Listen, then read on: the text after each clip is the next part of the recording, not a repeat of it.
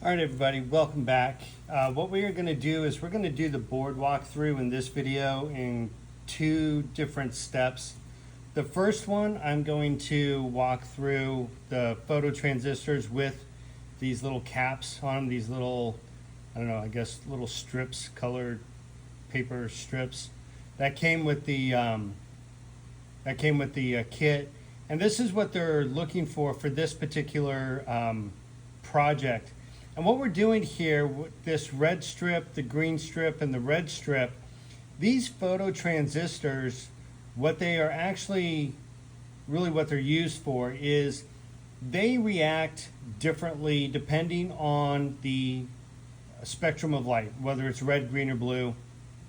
So here, these photo transistors, based off if it's a red light that it detects, a green light, or a blue light, it's going to feed into our analog input. It's going to feed in different values, again, between 0 and 1023.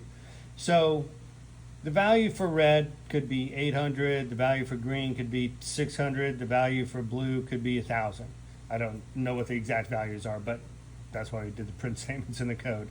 But regardless, you can see how these little plastic kind of coverings, they do make looking at the circuitry underneath, they make it a little bit difficult. So what I want to do is just show you the effects of giving this circuit power. Then what I'm going to do is I'm going to go back in and I'm going to remove both these strips as well as these plastic pieces, and then I'll discuss the actual flow of the circuit without the ultimately the color spectrum. So we'll see the actual effects of these photo transistors with the red, green, blue on them, and then we'll take a step back and then we'll look at the actual circuitry. So I'm going to supply some power to this really quick.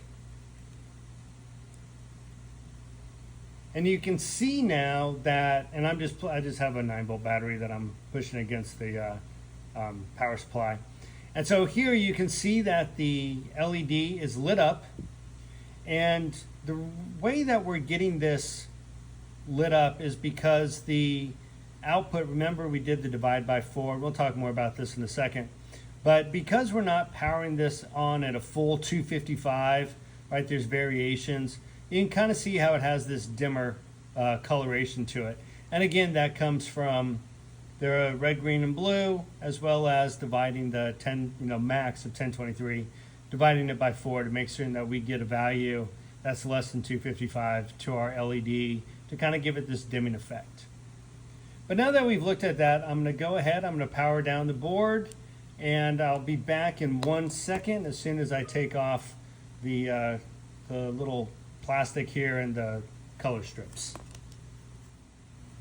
Okay, so I've removed the plastic covering and the tape that was covering the photo transistors. And again, I just want to be able to show the circuitry going from the power through the photo transistor.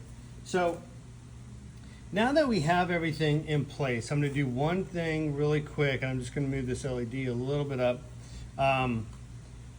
Let's first talk about the power. And so as the power is coming in, you can see it's coming out of our 5-volt, coming into our positive on the breadboard.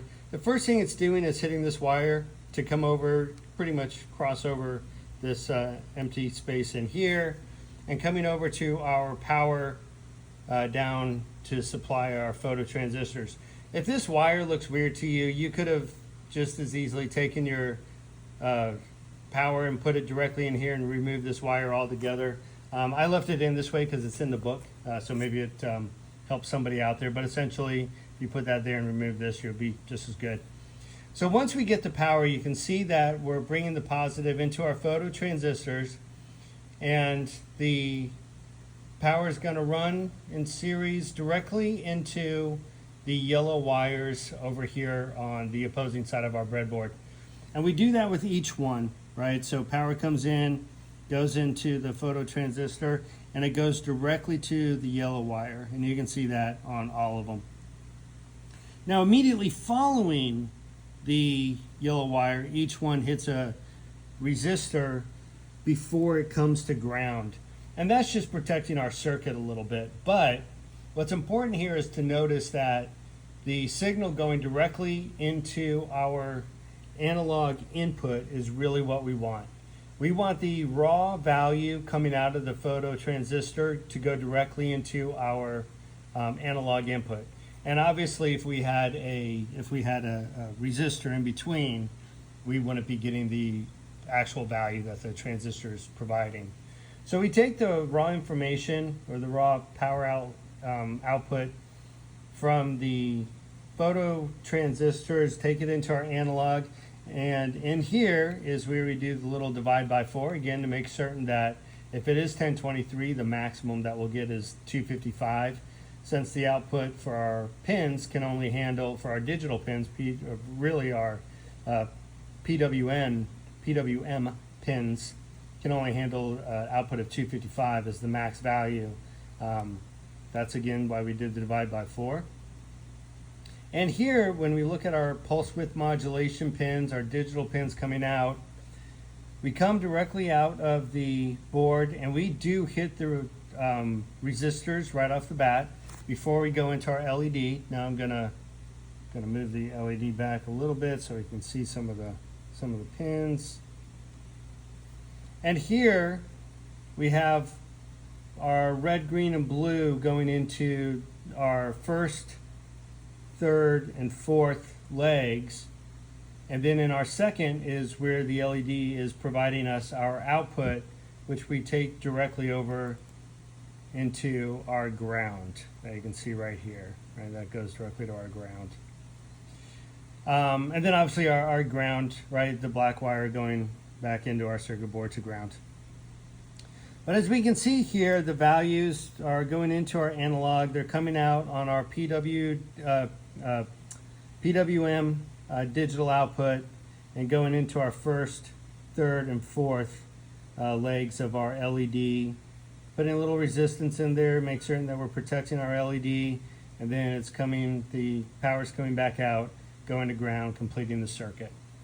So that's pretty much all that there is for project 4. Again, you're probably going to get a little frustrated putting those little square plastic pieces on with the colored tape, but it's a pretty cool little project. And so that's it. But you know, play around with this one. I think you'll have a lot of fun with it, and we will see you next time to conquer project 5. Take care, everybody.